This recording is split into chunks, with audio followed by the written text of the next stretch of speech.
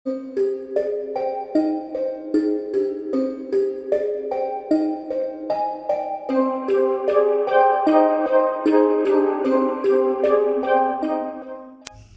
आज तो आपको मेरा वीडियो का थंबनेल देख के ही पता चल ही गया है कि आज जो स्टोरी है ये किस चीज़ में होने वाली है।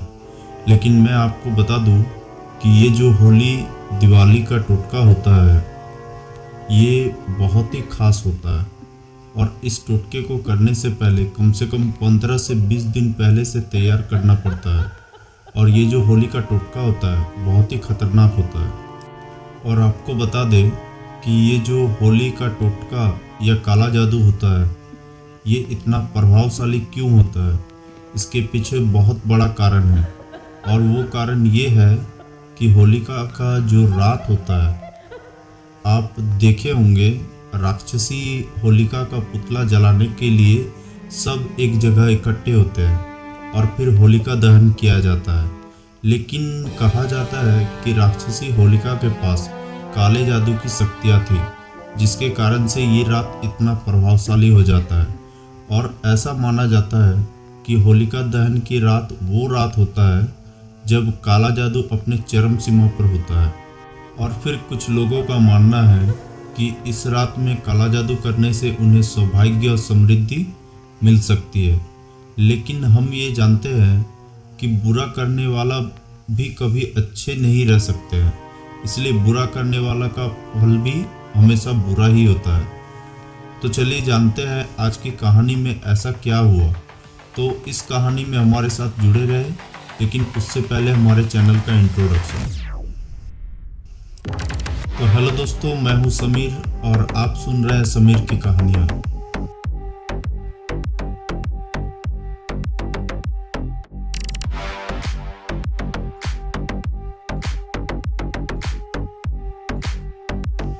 और आज की कहानी स्टार्ट करने से पहले आपको बता दें कि हमारे चैनल को लाइक और सब्सक्राइब कर दें और साथ ही साथ बेल आइकन को प्रेस कर दें ताकि हमारे आने वाली अनोखी और दिलचस्प स्टोरी का आप अच्छे से आनंद ले सकें।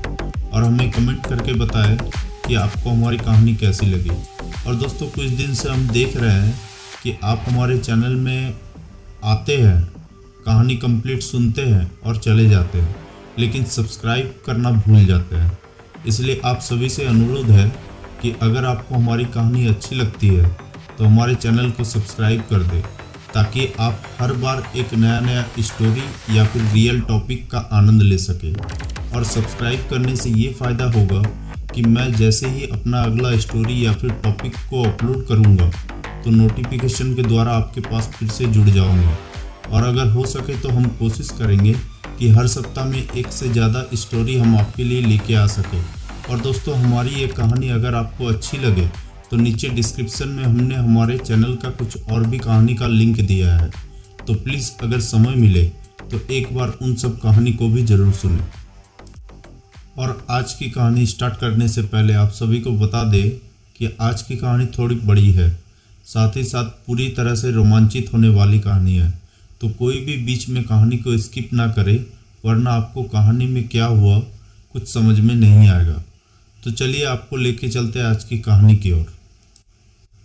तो दोस्तों, आज ये जो कहानी है ये सुनील की है और ये शादीशुदा आदमी है और इनकी पत्नी के अलावा इनका एक लड़का है और ये रहने वाले वेस्ट बंगाल के हैं और ये अपना एक छोटा सा साइकिल का दुकान चलाते हैं। ये जब दुकान को किराए में ले रहे थे तो ये जो दुकान के मालिक थे पहले एक गोदाम में इसको बदल के रखे थे, लेकिन फिर उन्होंने जब उस गोदाम को खाली किया तो उन्होंने ये दुकान एकदम मुफ्त के दाम में ही इनको दे के रखा है, जिसमें इनके दुकान के जो मालिक है इनसे कोई पैसा नहीं लेते हैं। लेकिन क्या आज के समय में भी कोई इतना मेहरबान होता है? नहीं ना। लेकिन ये मकान मालिक का परिवार सुनील पे इतना मेहरबान क्यों है ये आपको आगे पता चलेगा। तो होता ये है कि सुनील ने जब नया दुकान खोला था तो ज़्यादा कस्टमर नहीं हो पाता था, तो सुनील शाम होने से पहले ही अपने घर लौट जाता था। लेकिन कुछ दिन बीतने के बाद धीरे धीरे इनको भी लोग पहचानने मानने लगे, तो इनके दुकान में भी अब धीरे धीरे कस्टमर आना जाना स्टार्ट हो गया और फिर दुकान धीरे धीरे चलने लगा। इस बात पर सुनील और उसकी पत्नी बहुत खुश थे कि बहुत मेहनत के बाद सुनील का दुकान आज चलना स्टार्ट हो गया है। तो कुछ दिन बीतने के बाद सुनील अपने बच्चे का एक स्कूल में एडमिशन करवाना चाहता था, तो वो अपने पास के ही एक सरकारी स्कूल में अपने बच्चे का नामांकन करवा देता है और फिर धीरे धीरे उसका बेटा भी स्कूल जाने लगा। फिर सुनील का काम अच्छे से चलने के वजह से अब सुनील कभी भी अपने दुकान को बंद नहीं रखता था, जिसके कारण से सुनील का कस्टमर दिन ब दिन और बढ़ते चला गया। लेकिन एक दिन ऐसा भी आया कि जिस दिन के वजह से आज ये कहानी हमारे पास आई है। तो होता ये है कि ठीक होली के एक दिन पहले की बात है, बल्कि जिस दिन होलिका दहन होता है ठीक उसी दिन की बात है।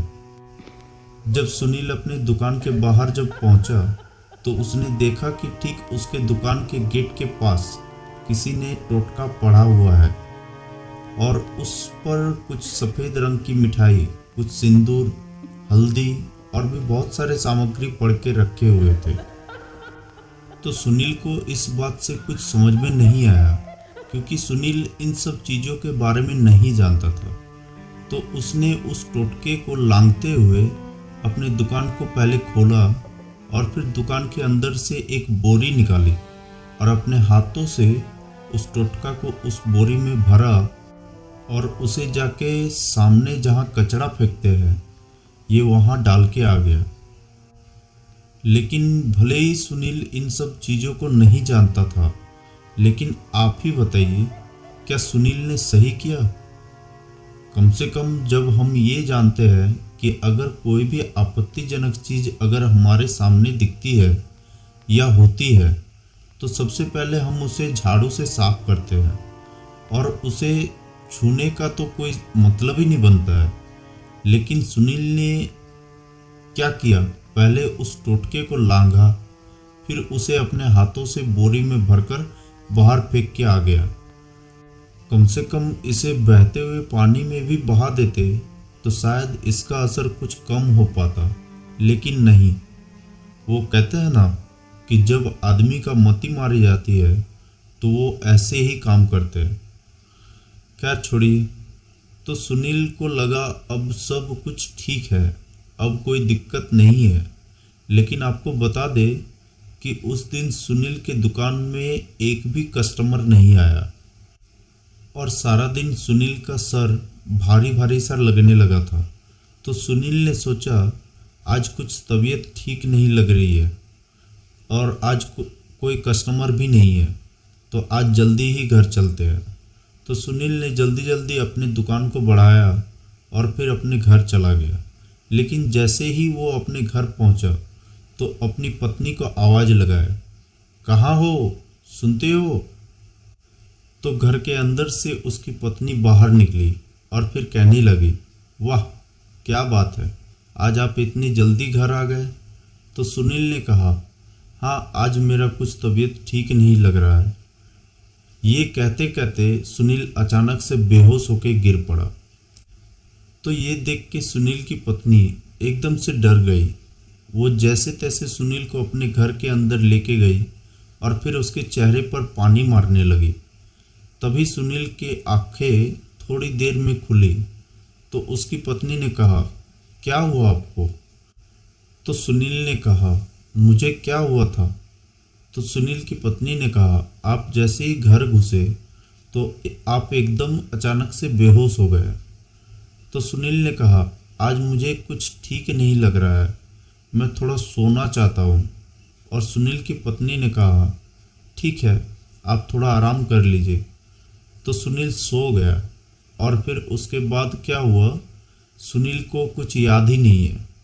लेकिन ये बात सुनील की पत्नी ने बताया कि जैसे ही सुनील सोने के लिए गया था तो वो थोड़ी देर में ही सो गया। फिर कुछ देर बाद शाम हो गई तो सुनील एकदम से अपने बिस्तर से अचानक से उठ के बैठ गया। फिर पूरा गुर्राने लगा।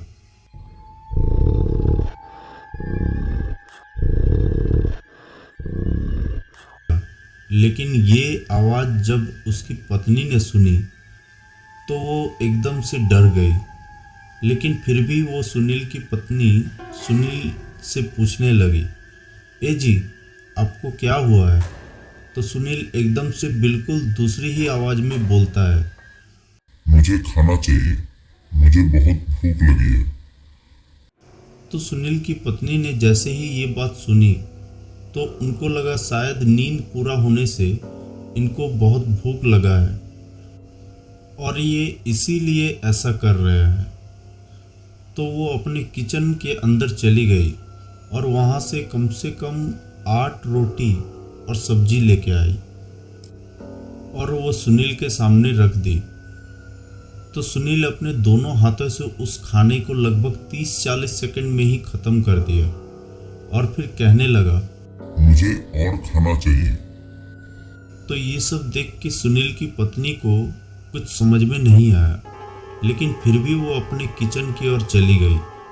फिर पता नहीं सुनील की पत्नी के दिमाग में क्या हुआ, वो अपने घर के पीछे के रास्ते से सामने के हनुमान मंदिर जा पहुंची। लेकिन उस दिन होलिका का दिन होने के वजह से वहाँ के जो पुजारी जी थे वो भी जल्दी ही घर जाने के लिए निकल ही रहे थे कि सुनील की पत्नी ने वहाँ जाके पुजारी जी को आवाज़ लगाई, पुजारी जी, आपको मेरे साथ मेरे घर चलना होगा। तो पुजारी ने कहा, क्या हुआ, क्या बात है? तो सुनील की पत्नी ने सारी बात पुजारी जी से बताई। तो वो पुजारी जी उसी समय सुनील के पत्नी के साथ सुनील के घर पहुँचे। तो वो पुजारी जी जैसे ही सुनील के घर के अंदर ही आने वाला था तो उधर अंदर से सुनील जोर से चिल्लाते हुए कहता है, रुक जा पुजारी, भूल कर भी अंदर मत आना, वरना बहुत बुरा हो जाएगा। तो पुजारी जी ने उससे अपने बातों में उलझाते हुए कहा, कौन है तू? जरा मैं तुझे एक बार देखना चाहता हूँ। और फिर ये बात बोलकर पुजारी जी एकदम से अंदर आ गए और पुजारी जी ने देखा सुनील दीवार की तरफ मुंह करके बैठा हुआ है। तो पुजारी जी ने कहा, कौन है तू? तो सुनील के अंदर में जो प्रेत था तो उसने कहा, क्यों, तुझे क्या करना है? चला जा यहाँ से, वरना समझ जा तू क्या होगा। तो पुजारी जी ने और कुछ नहीं पूछा बल्कि अपने एक झोले से एक गंगा जल की बोतल निकाली और फिर कुछ मंत्र का उच्चारण करने लगा। तो सुनील के अंदर जो प्रेत था तो उसने कहा, ये सबसे मुझे कुछ नहीं होने वाला है। लेकिन जैसे ही पुजारी जी का मंत्र कंप्लीट हुआ तो उन्होंने वो पानी को अपने हाथों में लेके फिर कुछ और मंत्र पढ़ने के साथ साथ उस पानी को सुनील के शरीर में मारने लगा। तो इससे सुनील एकदम जैसे लगा पूरा जलन से चिल्लाने लगा।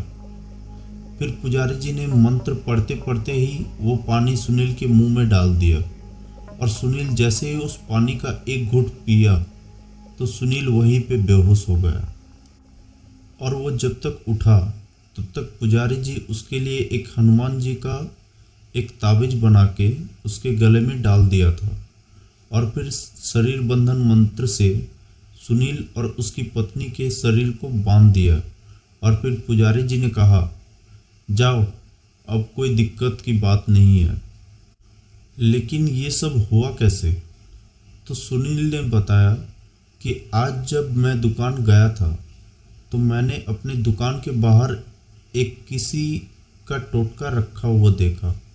तो मैंने उसे लांघते हुए पहले अपने दुकान को खोला, फिर उस टोटके को अपने हाथों से एक बोरी में डाल के कचड़े में ले जाके फेंक दिया। तो वो पुजारी जी ने कहा, बस यही सब तुम्हें नहीं करना चाहिए था, क्योंकि जब तुमने वो टोटका देखा तो तुम्हें उसे छूना ही नहीं चाहिए था। लेकिन अगर तुमने उसे छू ही लिया तो फिर तुम्हें उसे लांघना तो बिल्कुल नहीं चाहिए था, क्योंकि उस टोटके को लांघने से उसका असर डबल हो जाता है। और ये दुकान किनका है? तो सुनील ने जब अपने दुकान के मकान मालिक का नाम बताया तो पुजारी जी ने कहा, हो ना हो ये टोटका उन्हीं का किया कराया है, क्योंकि वो और उनकी पत्नी इस तरह की क्रिया हमेशा किया करते हैं। लेकिन अभी कोई डरने की बात नहीं है, तुम अभी सुरक्षित हो। और फिर आगे से इस बात का ध्यान रखना कि ऐसी गलती ना हो पाए। और फिर पुजारी जी सुनील के घर से चले गए। लेकिन इस बात से सुनील को बहुत बुरा लगा कि हम जिन्हें एकदम से भगवान जैसा समझते थे, लेकिन उन्होंने मेरा साथ विश्वासघात किया। और जब ये बात सुनील को समझ में आ गई तो वो कुछ ही दिन में वो दुकान खाली करके कहीं और चला गया। और आज सुनील का परिवार एकदम सही सलामत और सुरक्षित है। तो दोस्तों, आज की कहानी से हमें ये सीख मिलती है कि हमें जल्दी ही किसी के बातों में भरोसा नहीं करना चाहिए, क्योंकि हम अक्सर ही देखते हैं कि सीधा आदमी ही ज़्यादा परेशान होता है। और दूसरी बात ये है कि जो चीज़ हमारे समझ के बाहर है हमें उसे कभी छेड़ना नहीं चाहिए, क्योंकि फिर बाद में परेशान हम ही होते हैं। तो दोस्तों, आपको हमारी आज की कहानी कैसी लगी प्लीज़ कमेंट करके बताएं और हमारी कहानी को शेयर करें, ताकि आपके जैसे ही जो भी ऐसी रियल स्टोरी और हॉरर टॉपिक सुनना पसंद करते हैं तो ये स्टोरी उनके पास तक भी पहुंच सके। और जो भी हमारे चैनल में नए हैं वो हमारे चैनल को लाइक और सब्सक्राइब कर दे, साथ ही साथ बेल आइकन को प्रेस कर दे, ताकि हमारे अगली स्टोरी, रियल टॉपिक, दुनिया के अनसुलझे रहस्य और रोचक बातें और कई सारी ऐसी जानकारी जिसके बारे में शायद बहुत कुछ आपको भी नहीं पता है, और ये सारी जानकारी हम नोटिफिकेशन के द्वारा आप तक पहुंचा सके, इसके लिए हमारा पूरा सपोर्ट करें। और एक बात, हम आपके सपोर्ट से ही हम अपना चैनल को आगे बढ़ा पाएंगे, इसलिए हमारा पूरी तरह से सपोर्ट करें। और हम आपको बात देते हैं कि अगर आपका साथ ऐसे ही रहा तो हम आपके लिए इससे भी अच्छी और नई, खास और रोचक जानकारी आपके लिए हमेशा लेके आएंगे। तो दोस्तों, आज के लिए धन्यवाद।